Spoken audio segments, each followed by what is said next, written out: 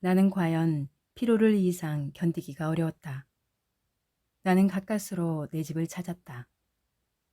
나는 내 방을 가려면 아내 방을 통과하지 않으면 안 될 것을 알고 아내에게 내객이 있나 없나를 걱정하면서 미닫이 앞에서 좀 거북살스럽게 기침을 한번 했더니 이것은 참 또 너무나 암살스럽게 미닫이가 열리면서 아내의 얼굴과 그 등 뒤에 낯설은 남자의 얼굴이 이쪽을 내다보는 것이다. 나는 벼랑간 내어 쏟아지는 불빛에 눈이 부셔서 좀 머뭇머뭇했다. 나는 아내의 눈초리를 못 본 것은 아니다. 그러나 나는 모른 채 하는 수밖에 없었다. 왜? 나는 어쨌든 아내의 방을 통과하지 않으면 안 되니까. 이불 속에서는 가슴이 울렁거리면서 암만 해도 까무러칠 것만 같았다. 걸을 때는 몰랐더니 숨이 차다. 등에 식은땀이 쭉 내배인다. 나는 외출한 것을 후회하였다. 이런 피로를 잊고 어서 잠이 들었으면 좋았다. 한잠 잘 자고 싶었다. 얼마 동안이나 비스듬히 엎드려 있었더니 차츰차츰 뚝딱거리는 가슴 동계가 가라앉는다. 그만해도 우선 살 것 같았다. 나는 몸을 들쳐 반드시 천장을 향하여 눕고 쭉 다리를 뻗었다. 그러나 나는 또다시 가슴의 동계를 피할 수 없게 되었다. 아랫방에서 아내와 그 남자의 내 귀에도 들리지 않을 만큼 낮은 목소리로 소곤거리는 기척이 장지 틈으로 전하여 왔던 것이다. 청각을 더 예민하게 하기 위하여 나는 눈을 떴다. 그리고 숨을 죽였다. 그러나 그때는 벌써 아내와 남자는 앉았던 자리를 툭툭 털고 일어섰고 일어서면서 옷과 모자 쓰는 기척이 나는 듯 하더니 이어 미닫이가 열리고 구두 뒤축 소리가 나고 그리고 뜰에 내려서는 소리가 쿵 하고 나면서 뒤를 따르는 아내의 고무신 소리가 두어 발짝 찍찍 나고 사뿐사뿐 나나하는 사이에 두 사람의 발소리가 대문 쪽으로 사라졌다. 나는 아내의 이런 태도를 본 일이 없다. 아내는 어떤 사람과도 결코 소곤거리는 법이 없다.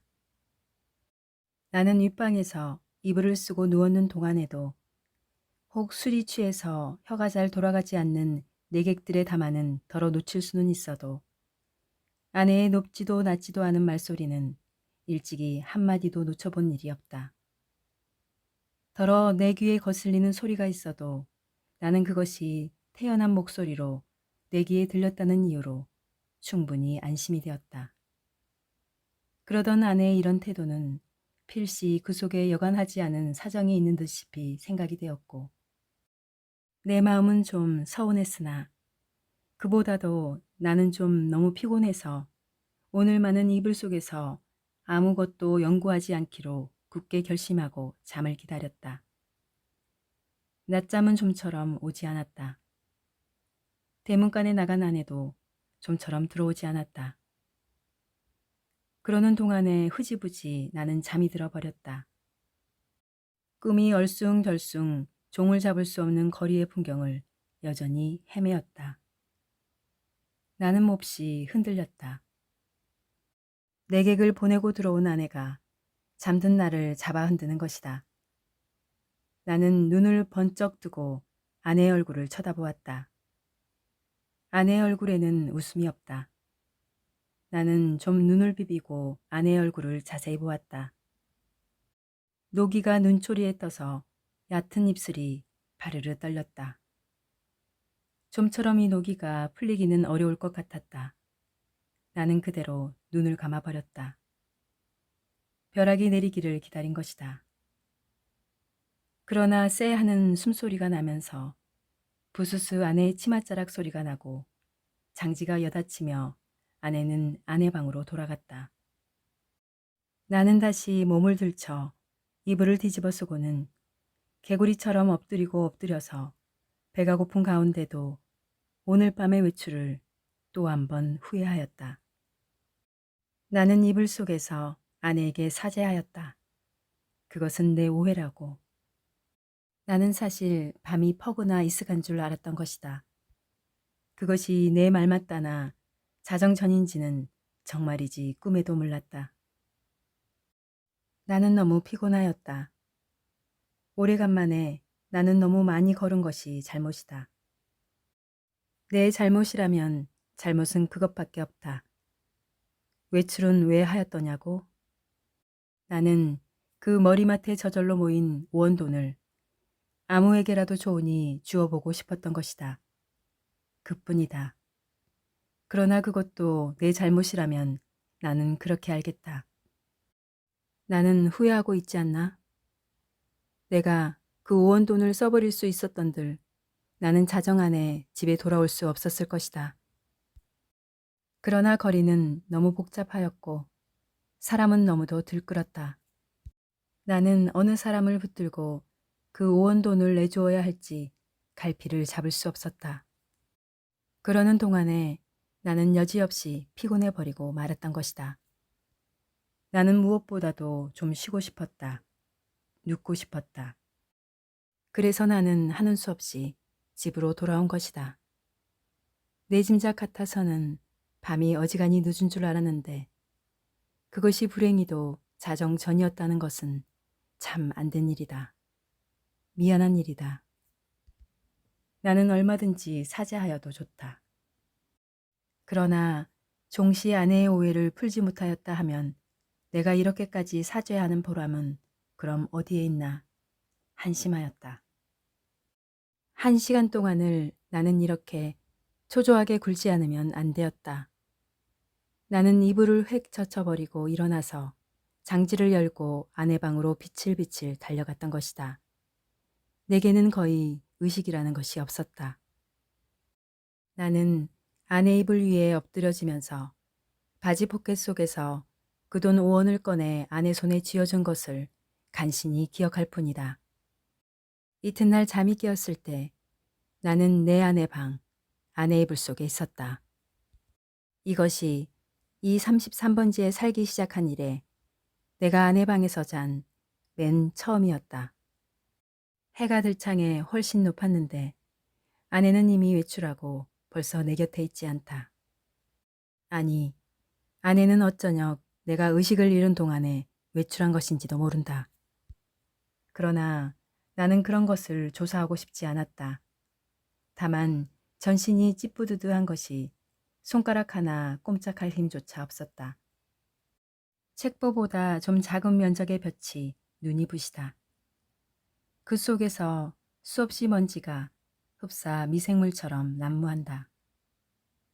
코가 꽉 막히는 것 같다. 나는 다시 눈을 감고 이불을 푹 뒤집어 쓰고 낮잠을 자기에 착수하였다. 그러나 코를 스치는 아내의 취치는 꽤 도발적이었다.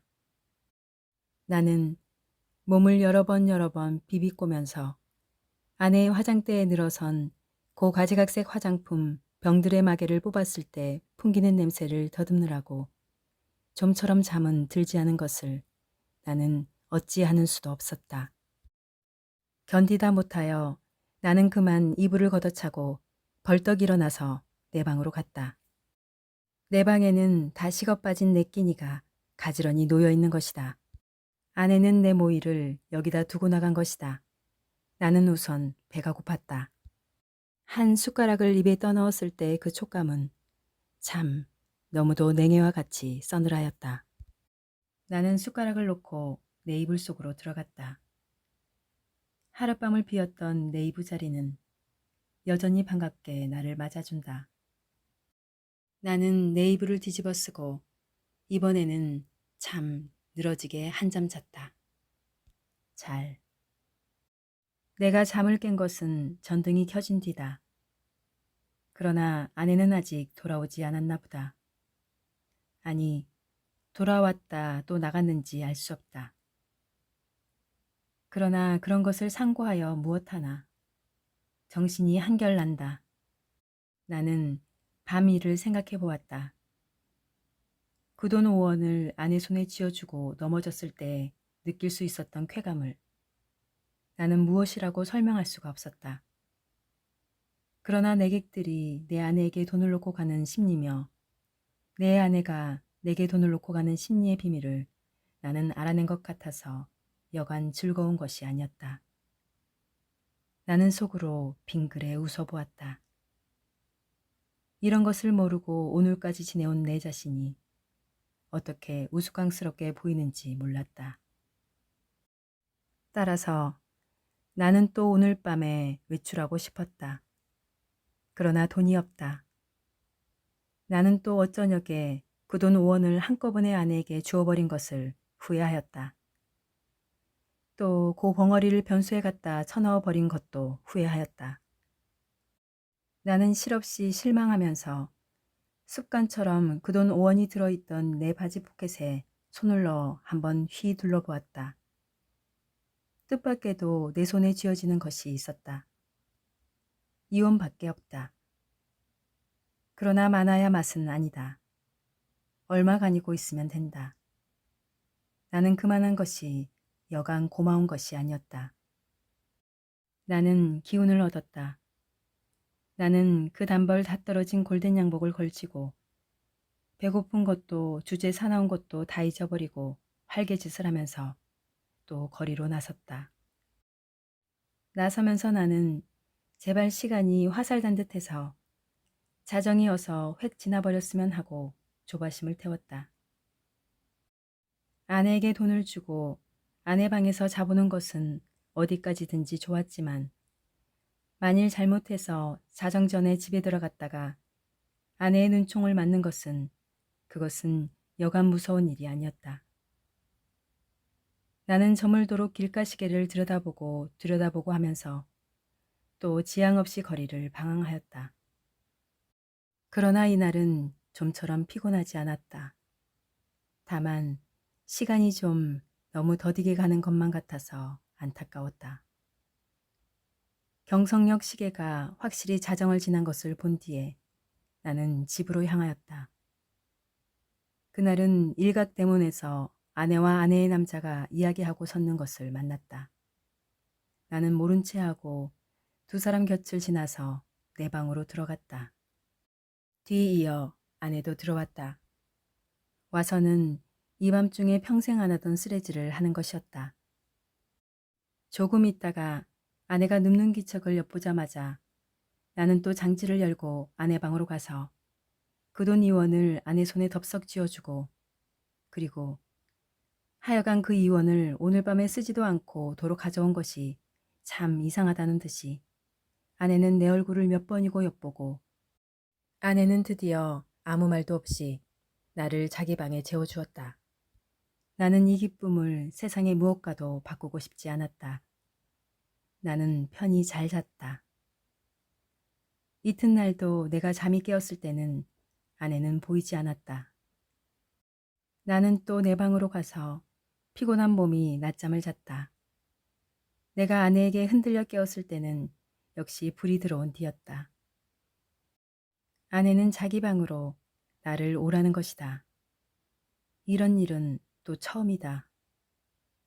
아내는 끊임없이 얼굴에 미소를 띠고 내 팔을 이끄는 것이다.